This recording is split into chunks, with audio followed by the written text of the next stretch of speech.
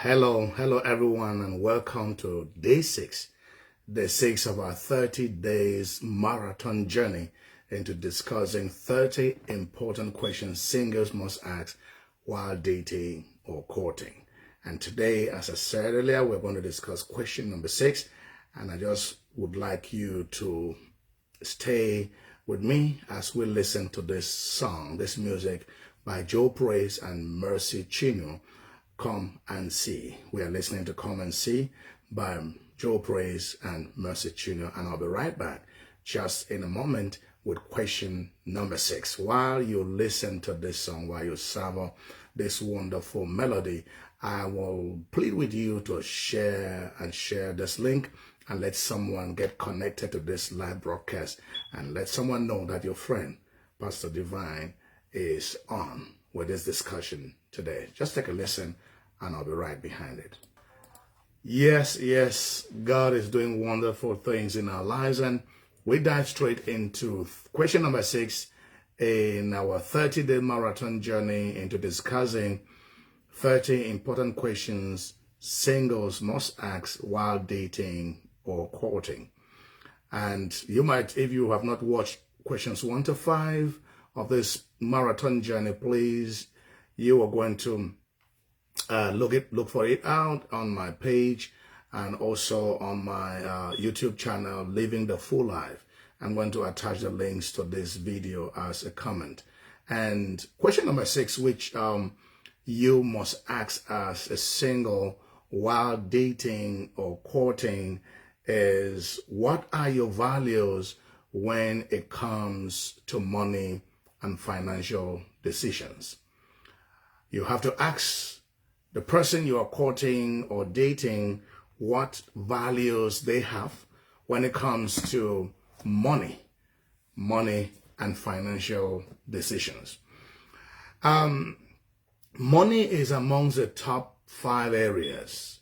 Money is amongst the top 5 areas in which couples have problems. I want to welcome you, Sister Charlotte, Madam Tate, and Blessing, Queen Blessing. I want to welcome you. Please share as we continue in this journey. We're on the 6th day of our 30-day marathon journey into discussing 30 important questions singles must ask while dating or courting. And question number 6, we said you need to ask the other person what are their values when it comes to money and courting. And I was establishing this fact already, that money is amongst the top 5 areas, the top 5 areas in which couples have problems. Money is amongst the top 5 areas in which people have problems in their relationship. And it's not an area that you should ignore or make assumptions when you are dating or courting. It is very important that you have this discussion with your other person to be sure of what they are thinking, what their plans are, what values they have when it comes to money and financial decisions. And I want to say this: most of us, the information we have about money and financial decisions simply is from how money and financial decisions happen in a relationship could just be based on what we saw with our parents at home, or maybe with close relatives, and sometimes even with friends. And some of us have not, taken time to be able to study, to know the different accounting systems, that exist in relationships, and maybe to get informed of which one of them is the best for you as a person. And so we get into relationships sometimes with these nuances or informations which we only gathered from what we saw around us with our parents, with close family members, with people with whom we grew up. We saw how they were managing their finances, and that is all we know, and that's all we have. And we tend to build our financial values and our financial philosophies on those experiences that we had around us when we were growing. And it's very important that you need to discuss with the person you are dating what they are thinking when it comes to money and financial decisions. Why is it important? The first thing is, in relationship, number one thing you might be having, there are two people who could come into relationship, have savers and spenders. There are some people who believe that, or who are naturally inclined to save money, prepare and invest for the future. And some other people are more naturally inclined in, the moment. They want to spend money for the present. They want to have the enjoyment. They want to have the good things of life now that they have the money. And they don't have a thought of the future. They don't have a thought of saving. They don't even think about investing. They don't think about financial security when they grow older in life and when they may not be able to walk again. And when these two persons come together, if they have conflicting ideas as far as whether they are prioritizing saving, investing, and planning for a future, or just spending in the moment and having the fun of it, enjoying life to its fullest while it lasts. That's what the philosophy of some people, that's the value some people have, They just want to get it here, spend it here, have the fun, and, move on. And they say tomorrow is going to take care of itself. And you find these two philosophy in the Bible. There's this set of twins, Esau and Jacob. Esau and Jacob represent these two value system. Esau was that person who was a hunter, and he would go out in the field, use his physical brute energy to chase and kill animals. And when he kills, he eats. And then the next day, he's back to the bush. And so he looks for it when he needs it. And when he gets it, he kills and eats. And then he forgets about it. And then we find somebody like Jacob, who was a different person. He was more of a saver. He was more of a saver, somebody who was interested in building wealth and, looking for financial security when when need will arise. He was planning for the future. How do I know this? When the father Isaac asks for a venison from Esau to, eat and bless him, Esau went back to the bush. He went back to the bush to, go look again for another animal, chase, kill, and bring. But Jacob, his brother, who was a saver, just went behind the house where he was rearing his animals, and he was able to catch one of them, killed, dressed it, and then he brought it to the father, and the father ate and blessed him. The one who saves, builds wealth, and works for financial security. They are looking forward to the future to see how they can guarantee in some humanly possible, what life they have to live in the near future or even when they grow old. And it's important that you have this discussion. You have this discussion with the person you are dating to understand, are they saver or are they a spender? And this helps both of you to be able to have an understanding so that you can be able to chart a way forward as a couple. Should you continue in that relationship, and should you consider settling down as a couple in the future? If you just assume that they are going to be saver as you or spender like you, you would get yourself into a situation where you get into serious financial conflict. So reason number one why it's important to discuss the values that the person you are dating or courting has when it comes to money and financial decisions is that you need to know whether they are savers or they are spenders, to check if their financial value is compatible with what you think and what you know, or should you chart, a way forward as a couple, should you settle together as a couple. And the second reason why it's important to discuss, the financial values with the person you are dating or courting is that some people are risk takers. So you need to check the risk tolerance of the person you are dating or courting when it comes to money and financial decisions. There are people who will risk to do big investments with their money because they are looking for big profit in the future. But there are individuals who, will be very cautious with how much risk they take when it comes to investing their money for the future. And you need to be able to understand what they think.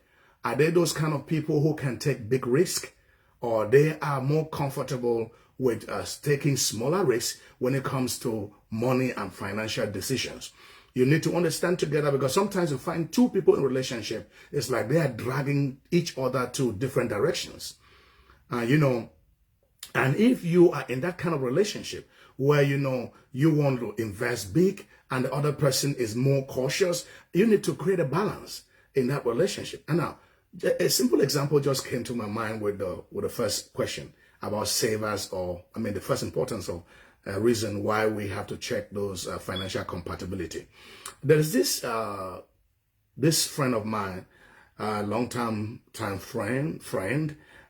She was married. She was married to this brother who had a very different perspective when it comes to money with this sister who is a friend of mine. And, this sister is a very hard-working person.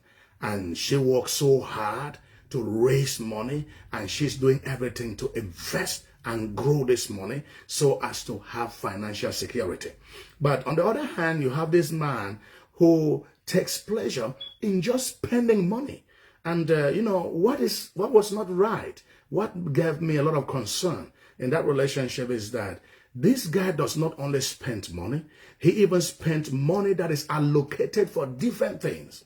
And the worst side of the whole issue is that he was not even working for the money.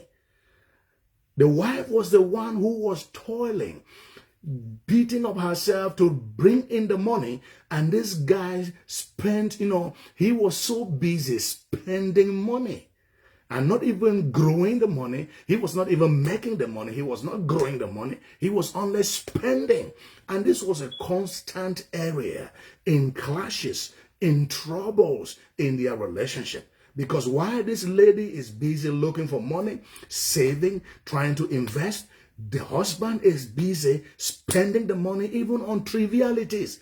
He was used to spending. I remember one day we were talking together, and I was talking to this man, and he told me he doesn't joke when it comes to gadgets, electronic gadgets. He had a very strong, this drive to buy electronics, and he just would change phones just for changing six. He would take money that is supposed to be used for some other thing and then goes to the shop and gets a very big, a large screen television, and then comes and put in his house because he wants to, when he's watching sports, football or soccer, he will be able to, see the images the way he wants to see them. But he was not even making the money.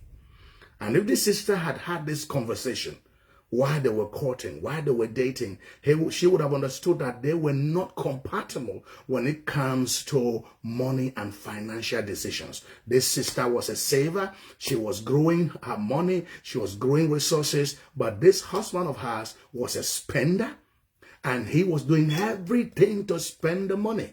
Even the money that was not allocated to him was allocated for different projects in their home. He would spend them on trivialities. And this sister, point number 2 again, we're talking about risk tolerance. This sister is a risk taker.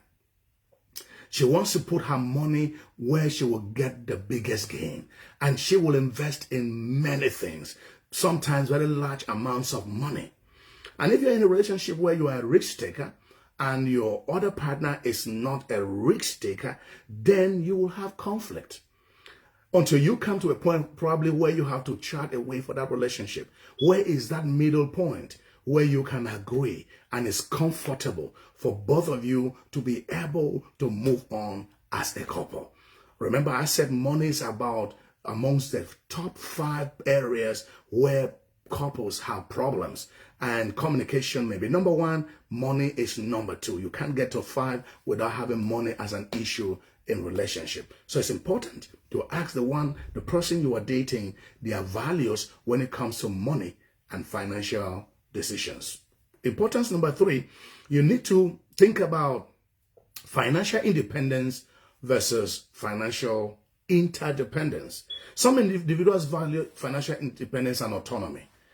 They want their money to be their money.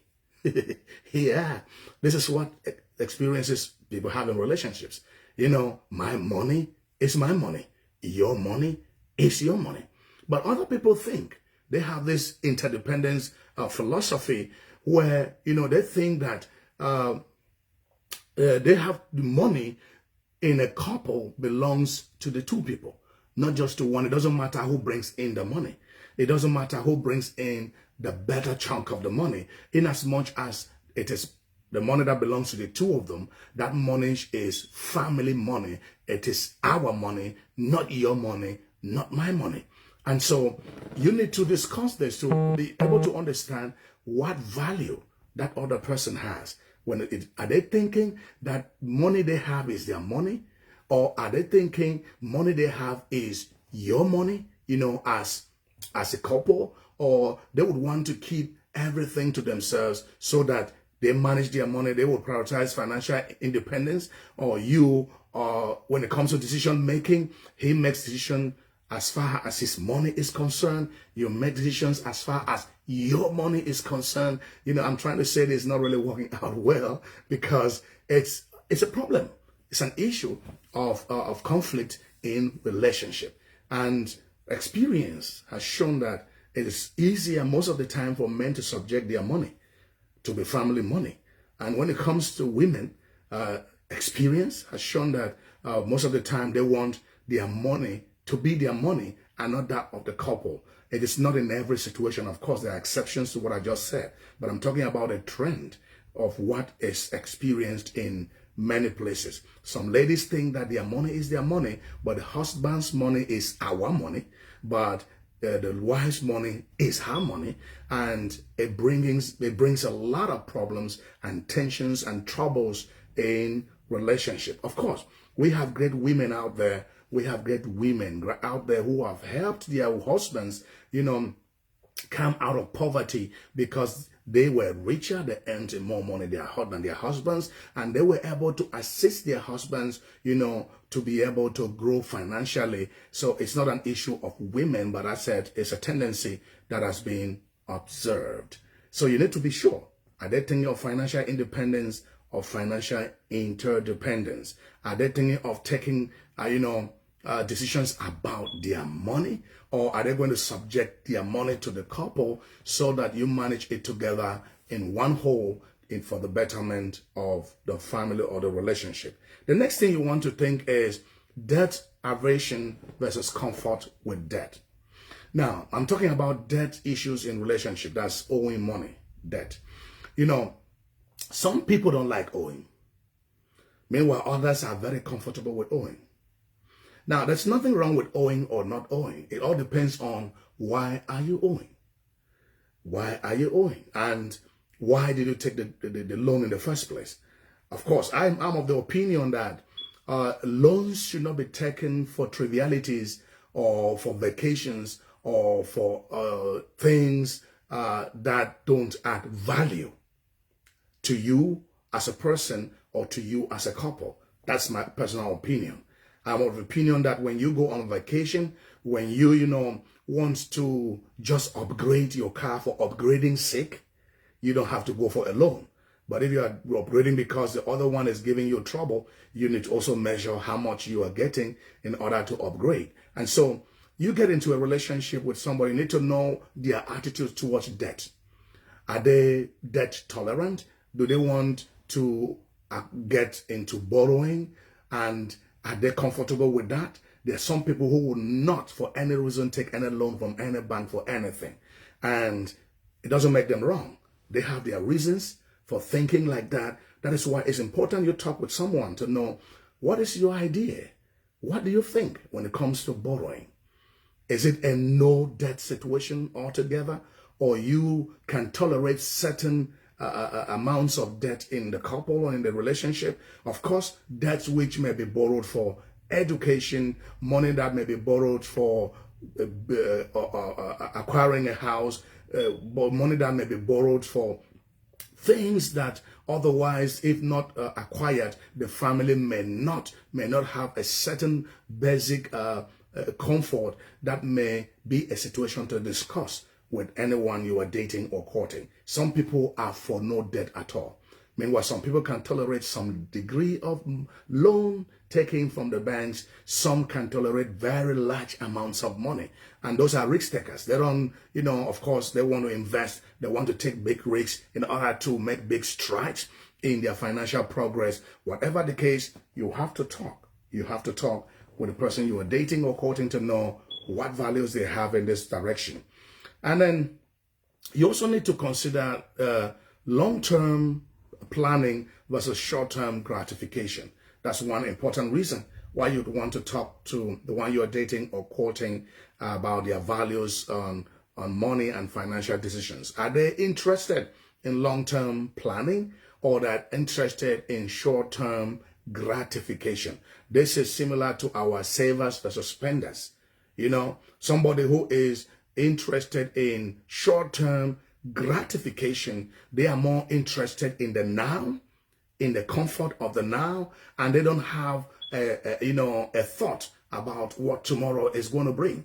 And savers think more about tomorrow, and they are able to meet up with their basic necessities today, but they make sure that they are planning and saving and making sure that tomorrow is going to be better than today. So differences in time horizons for financial planning can create challenges and tensions in relationship. So in as much as you may have different views, you may want to discuss together to see if there's a consensus, if there's a compromise that both of you can reach at as to whether are you interested in long-term planning or just short-term gratification, or what midpoint can you come to a compromise so that your relationship would flow with that understanding that this is the model that we have adopted as people in relationship, and this is what we are looking forward to together, not just an individual taking a decision in that matter.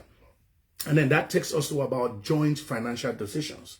You need to know their values when it comes to financial decisions. Is it, are you going to be taking joint financial decisions or independent financial decisions? Also, that leads us to financial openness versus privacy. Some people would, even in relationship, there are some situations I learned when I was still back in the country, in Cameroon. You have this lady who was married to this guy, and this lady was a secondary school teacher. This guy was working somewhere in the sea, I think as a seaman or something, and he was earning money. This sister too, this wife of his was also earning money. And the woman was financially open to the man. And the husband knew how much she was earning. The husband, and each time she takes her salary, that was interesting, she would bring the salary and submit to the husband because she had the idea of, it's about our money, it's not my money, it's not your money. But the husband had a different way of looking at it. He was more private when it comes to financial management. And the wife never even knew how much he was earning, and he never subjected his income to the wife and to the scrutiny or kind of management of the wife. He was managing his money and his wife's money all together. And this is a serious issue in relationship. When you get into relationship and one person thinks of financial openness and the other person thinks about financial privacy, it becomes a source of conflict. I'm of the opinion that people in relationship should be open to each other as far as money and finances are concerned. I don't think there's any reason why you should hide your income from your spouse or from someone you are dating with the intention of settling down with that person. I don't think that it is a healthy thing in a relationship for the husband to hide his income or for the wife to hide her income. My opinion, which I hold to, is both people in relationship should be open to each other and be able to let each other know how much they are earning and how they use it. And of course, when you get to a relationship, I am for a joint financial, joint accounting system. That's my personal opinion. Of course, there are different financial systems in marriage. I am for a joint financial or accounting. It has its advantages and disadvantages. Of course, and there is no financial or accounting system in a relationship that is ideal, that has no disadvantages. But as a Christian and as a minister of the gospel, I would advocate on my own part for a joint accounting system. And there's no reason why you should love someone enough to, let me just be a bit this way, to present yourself naked before that person in a room, and you will not be open enough to also present your financial, your earnings to that person. It doesn't really make sense. And so you would want to have this discussion to understand what they are thinking. Like I said, you don't assume nothing in relationship. It doesn't matter if you know this person for 20, 30 years or for 15 years, 10 years. It doesn't matter how you think you are best friends. There are things to discuss. There are things to discuss. And you should be able to discuss this while you are dating or courting. The moment you get into a relationship or into marriage without discussing these issues, you are not sure of what you are going to get. And if whatever you get in marriage, then you take it because you are already in. But if you had discussed things, when you're courting or dating, and you realize that you were not compatible and it was not possible for both of you to have a common ground or to have a compromise, then you will understand that you might have to have a rethink when it comes to that particular relationship. You also need to know all their financial values or what they think about financial decision, because you need to check what are they interested in. Are they interested in status or they are interested in materialism? Now, people perceive status and materialism differently. What are they actually thinking about when it comes to acquiring material goods in relationship? Now, there's this situation of somebody I know very closely, a father to me. He wanted to buy a car, and he never had a house at the time he wanted to buy a car. And he told his wife, I want to buy a car. And his wife did not buy the idea, because to his wife it was more important for them to build a house at that time than buying a car. Of course, I come from Africa. We buy our cars, we pay it off. We build our houses, we pay it off. That's what we do. We don't take those things on credit in Africa. So this conflict came up between this father of mine and the wife. So the father said, I want to buy a car. I've been working for many years, and I think at the back of his mind, he was thinking about status. He was thinking about status, my friends have cars, even children have cars, everybody around is having cars, so why should I not have a car when others have a car or have cars? And the wife said, but I think we should rather think in having a house of ours than renting at the age at which we are, and prioritizing buying a car which anything can happen to it tomorrow. We'll lose it. That will be multi-million investment in CFA franc, and we will lose that money if anything happens to the car. But if we have a house, at least we stop renting and we live in our own house, and we can build gradually in order to get a car. And at the time this father of mine was talking this with me, they had built a house, and after building the house, they had bought a car. And it was not an easy decision for them to take. it was very conflicting. And he actually told me that he left his house. He left his house and he was moving down to Douala to go and buy a car for himself. But the moment he was leaving his house, his wife told him, go and buy your car.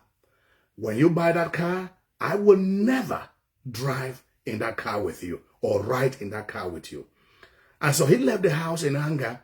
And you know, sometimes we do that. And when he got to the car park, he said he actually had paid his ticket or something like that. And he sat inside the car, and then a voice started speaking to him. I hope it was the voice of conscience or the Holy Spirit started talking to him. Now, the voice of the wife kept repeating reverberating in his ears, go buy your car. I will never ride with you in that car. And after sitting for a while, he was imagining himself driving to church, and then his wife would come behind him in a taxi or a motorbike. And he could not, you know, settle that in his mind. And he jumped out of that bus and he went back to the house. He was angry for a long time. But the moment he was talking to me, he was happy that he listened to his wife. And there are some people out there, you might be married already, and you think that your wife has no opinion. Your wife is not wise enough to advise you on important family decisions. So you want to do things on your own. You decide on your own when, what, and how to do it because you are a man. Well, you will need to live a little while to understand that if you had listened to your wife, you might not have made that wrong decision. So you need to think about that. Are they more interested in fitting into some social class, trying to please people, or are they acquiring materials for, you know, that are necessary and needful? You know, certain things might be important, but they are not necessary. And at some point, you must be able to prioritize your needs and not just do things because you see people doing them. And you need to be able to check with that person you are dating. What do they see? Are they those kind of people who move with the trends? Some people are interested in what is trending, not what is important, not what is necessary. They are working with things that are trending. Oh, everybody is doing it. Oh, my classmates are doing it. Oh, my colleagues are doing it. Oh, people of my status are doing it. So I have to do it. Is that what is driving them? Or are they interested in building wealth, in moving gradually and doing what is important and urgent first before moving to the things that are of less priority and less importance so that they can be able to build gradually in their life? What do they think? The next thing is, what are they thinking about charitable giving? What are their values when it comes to charitable giving? How do they look at helping others, philanthropy, charity? Are we thinking about the same thing? Am I getting into a relationship? Maybe I love charity. That's something that drives me so strongly. Helping the poor. I grew up as an orphan. I went through a lot of suffering. I had a very difficult childhood when I was growing up. And that nursed in me a passion to help those who are in need. And thank God, when it comes to charity, charitable giving, I am very, very compatible with my spouse. Very, very. We have differences, of course, in other areas, but when it comes to charitable giving, we are very, very compatible. You need to check that with somebody you're thinking of settling down with for the rest of your life. Do we have the same values when it comes to charitable giving? There's somebody who will not even give even to their parents. They are so selfish to the point that they will not even want you to give money to your own father, to your own mother, to your own siblings, to your own relatives. They don't want you to help people in your family. But you were raised up by a family. You owe them your life. You owe them what you have become. Are you able to stay and close your eyes to their sufferings and not assist them because you are married to somebody who doesn't see that it is important for you to help people, to give to people? You need to think about it. I would not have settled down with anyone who would not want me to assist people, because I have that strong passion. You need to be sure you are sitting down with somebody who look at charity the same way you are looking at. It's not somebody that when you give money to help somebody, you create a whole war at home. There are people that even don't want you to give when it comes to giving at church, tithes and offerings, giving for projects. You need to think about these things. If you're that person who likes supporting church work, if that person who likes supporting, giving it at church, you need to think about those things and discuss it with the person you're dating or courting. There are people who don't believe in tithing. And if you marry them and you believe in tithing, they don't believe in tithing, you're going to clash seriously in your relationship. Because the moment you give tithe at church, it's going to create problem at home. But if you have, similar values when it comes to money, giving to church, giving to God, giving to people, helping the needy, orphans and widows, you will have a common thing that drives you as a couple. You need to ask this question. What is your attitude towards budgeting? You need to think about this. Some people don't think about budgeting. They just spend and spend until they realize they don't have money on them to spend. And they stop. And they realize that they are spent on trivias. And the most important things are not attended to. And what are they thinking about budgeting? Are they somebody who are comfortable? Is that person someone who is comfortable with budgeting, putting things down in details, planning? How are they going to spend the money? Is it somebody who is interested in budgeting monthly or budgeting, once and then you follow it throughout the year? What do they think? When you take your salary, when you get your income at the end of the month, or you are business people, when your profit comes in, what are you going to do as far as rent is concerned, as far as saving is concerned, as far as paying the loan is concerned, as far as the education of the children is concerned, as far as giving to parents is concerned, as far as giving to family members is concerned? What are you doing as far as budgeting is concerned? What portion of your earnings is going for what? How much is allocated for bills? How much is allocated? Is that somebody who's interested in that? Or is just say, okay, do your own, I do my own? You need to discuss this. What are their attitudes towards budgeting? Are they interested in sitting down with you, working towards a budget? Are they able to track and control their spending? Are they able, are they flexible in changes? If we agree on this now and we see that it is not working, can we adopt a different budgeting plan? Or are they saying we stick to one thing the rest of our life, even when income are improving or increasing or decreasing? What are we going to do? Are they flexible to having a rethink? Have a discussion. And finally, look at how they view financial literacy or financial education. There are people who are educated, who are literate, who have degrees up to even PhD and more, but they don't have financial literacy. They don't know how to manage their money. And they are not even open to learn. They are not even open to learn.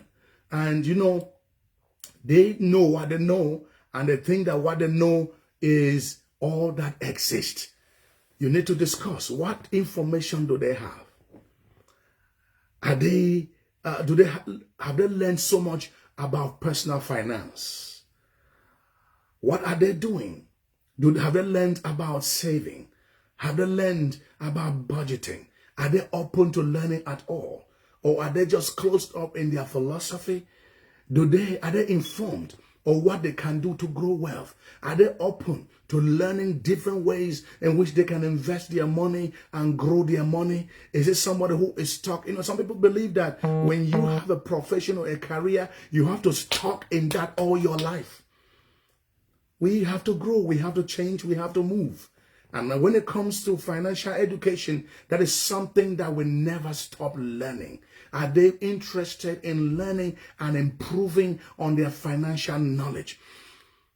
Are there people who are open to attend seminars, to read books, to go to financial experts, to go to the internet and research on how to manage their finances, how to invest, what things can they put their money in that is going to bring profit or interest, that is going to improve their lives?